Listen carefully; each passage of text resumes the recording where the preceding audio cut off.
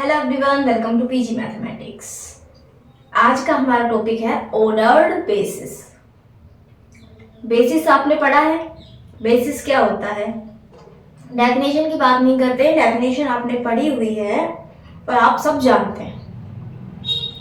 Basically basis है क्या? Basis क्या है? एक सेट। बेसिस क्या है? एक सेट है जिसके ऊपर एक दो हमने कंडीशन लगाई तो वो बेसिस कहलाया। बेसिस में कुछ नंबर ऑफ एलिमेंट्स होंगे, उन एलिमेंट्स के ऑर्डर को ये कि हम अरेंज करें, उन एलिमेंट्स को किसी एक स्पेशल वे में अरेंज कर रहे हैं तो वही कहला रहा है ऑर्डर्ड बेसिस। जहाँ पे हमारे किसी सेट में, जैसे कि कोई एक सेट है मेरे पास 1 2 3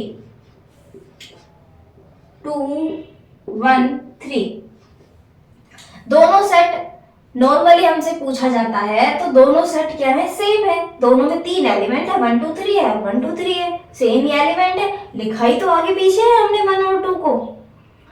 नॉर्मली हम इतनी बात करते हैं। बेसिस में भी यही है। बेसिस के जो एलिमेंट हैं, जो बेसिस में वेक्टर्स लिखते हैं, भाई है तो सेम, हमने आगे पीछे करके लिख दिया। अलग अलग भी होते हैं, वो बात अलग है।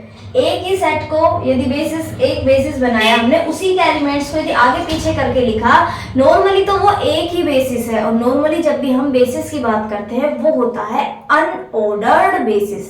कैसा होता है? अनऑर्डर्ड बेसिस होता है। तो हमारे लिए तो दोनों ही सेम है। अब यदि ऑर्डर्ड सेट, इसके लिए ऑर्डर्ड सेट या फिर ऑर्डर्ड बेसिस की बात करें तो जैसे ये किसी के बेसिस के एलिमेंट है, मान लिया ये, तो अब पोजीशन हमारी फिक्स है। यदि फर्स्ट नंबर पे ऑर्डर्ड बेसिस के लिए बात करें, फर्स्ट नंबर पे फर्स्ट आना है और यदि इस दूसरे सेट में फर्स्ट नंबर पे सेकंड आ गया तो दोनों डिफरेंट बेसिस हैं। जहां पे हमारे ईच वेक्टर या ईच एलिमेंट की पोजीशन से हमें उस बेसिस की पहचान हो रही है, या फिर जो हमारे लिए कहते हैं ना मायने रखना, जो ये पोजीशन भी हमारे लिए वैल्यूएबल है यहाँ पे, कि कौन सा एलिमेंट किस पोजीशन पे है, ये हमारे लिए वैल्यू रख रहा है। तो ये हमारा सेट है ऑर्डर्ड बेसिस। और ऑर्डर्ड बेसिस की डेफिनेशन की तरह इन दोनों सेटों की बात करें तो दोनों सेट है अलग अलग, क्योंकि इनमें एलिमेंट्स की जो पोजीशन है वो कैसी है? डिफरेंट है। पोजीशन इनकी अलग अलग है। इसी तरह बेसिस में है। यदि बेसिस में एलिमेंट्स हमारे अलग अलग हैं, आगे पीछे लिखे हुए हैं, तो जो पोजीशन यदि अलग अलग हो गई वेक्टर्स की तो हम कहेंगे वो ऑर्डर्ड बेसिस दोनों अलग अलग है। अनऑर्डर्ड में सेम है। क्या फर्क पड़ता है सेट में? मैं आगे हूं या आप आगे हैं। सेट में 1 को आगे लिखा या 2 को आगे लिखा तो 1 और 2 दोनों को ही है ना, सेम है। लेकिन ऑर्डर्ड में इस चीज का भी फर्क पड़ रहा है कि किस पोजीशन पे कौन सा एलिमेंट रखा गया है। तो ऑर्डर्ड बेसिस की डेफिनेशन में लिखेंगे, एक वेक्टर स्पेस है हमारे पास V/F, उसका बेसिस है और उसमें उस बेसिस के एलिमेंट्स किस तरह से कर रही है।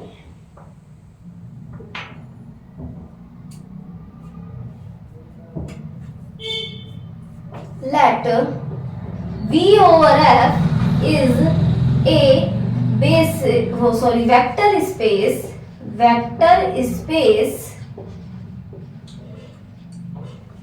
V/F is a vector space and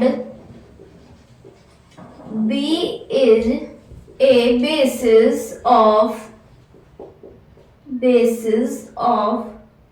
V/F. Then B is said to be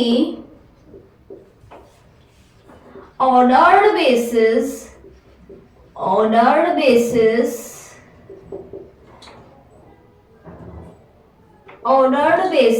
of V/F if position of each element या each vector बेसिस में, वेक्टर स्पेस में तो वेक्टर ही आने वाला है ना, each vector is fixed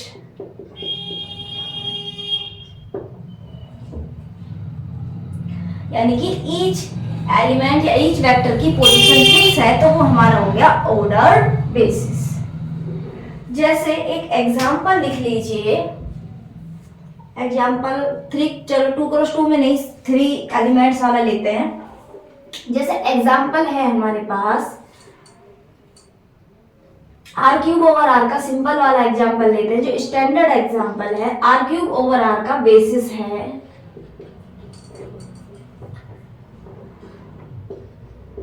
1 0 0 0 1 0 0 0 1। Are cube over are का ये बेसिस है, नॉर्मल हमारा स्टैंडर्ड बेसिस है। यदि इन एलिमेंट्स की पोजीशन को अलग अलग करते हैं तो देखिए कितने बेसिस बनेंगे।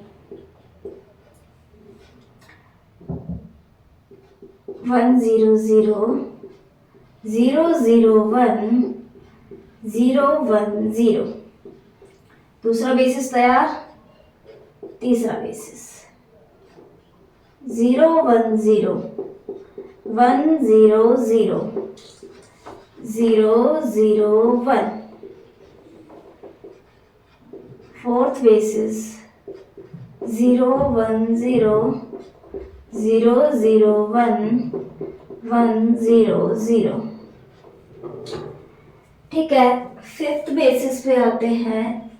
3 एलिमेंट्स हैं, 3 फैक्टोरियल 6 बेसिस बनेंगे। इनकी पोजीशन को वैरी करेंगे तो 0 0 1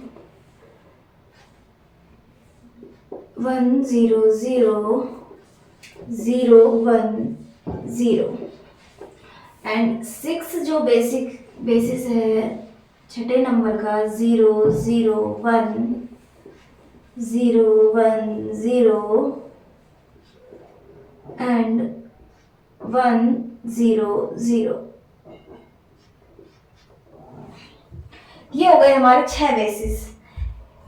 यदि हमसे खाली बेसिस पूछा जाए, इसका मतलब है अनऑर्डर्ड बेसिस, यानी ये 6 के 6 सेम है, एक ही बेसिस है। हमने बस इसे थोड़ी शक्ल चेंज कर दी है, बाहर से ऊपर से। यदि ऑर्डर्ड बेसिस पूछे जाए तो ये R cube over R vector space के 6 बेसिस हैं। ये आपको ध्यान रखना है। कैसे? पोजीशन डिफरेंट हुई, ऑर्डर्ड बेसिस में पोजीशन का ही मैटर है। तो ये क्या हो गया हमारा 6 बेसिस हो गए ऑर्डर्ड। यदि अनऑर्डर्ड बेसिस की और नॉर्मल बेसिस की बात करें, यानी वो अनऑर्डर्ड बेसिस होता है, उसकी बात करें तो ये एक सिंगल बेसिस है। अब एक छोटा सा पढ़ते हैं, कोऑर्डिनेट ऑफ ए वेक्टर। इसकी बात करते हैं, कोऑर्डिनेट ऑफ ए वेक्टर। अब जब ऑर्डर्ड बेसिस की बात की है तो उसकी भी बात कर लेते हैं। छोटी सी है,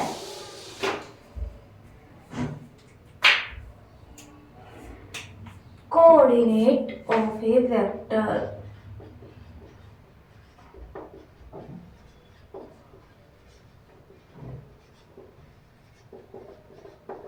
VOF एक वेक्टर स्पेस है।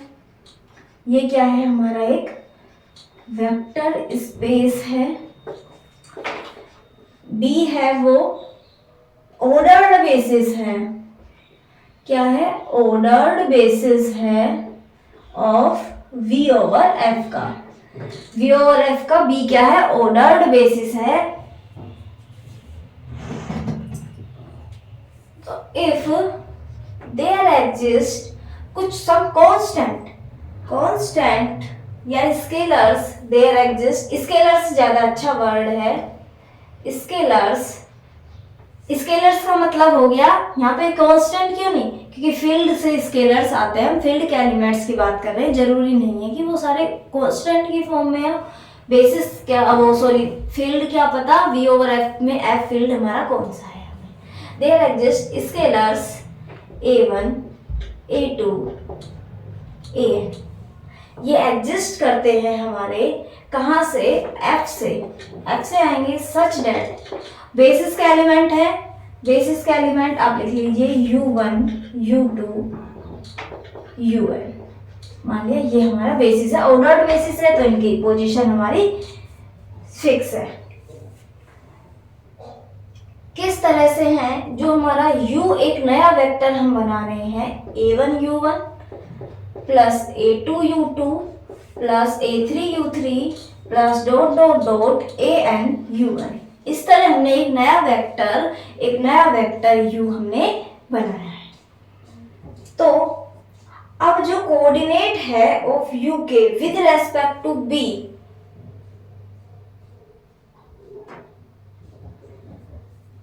then the coordinate of u, किसके कोऑर्डिनेट हैं, u के, the coordinate of u with respect to b with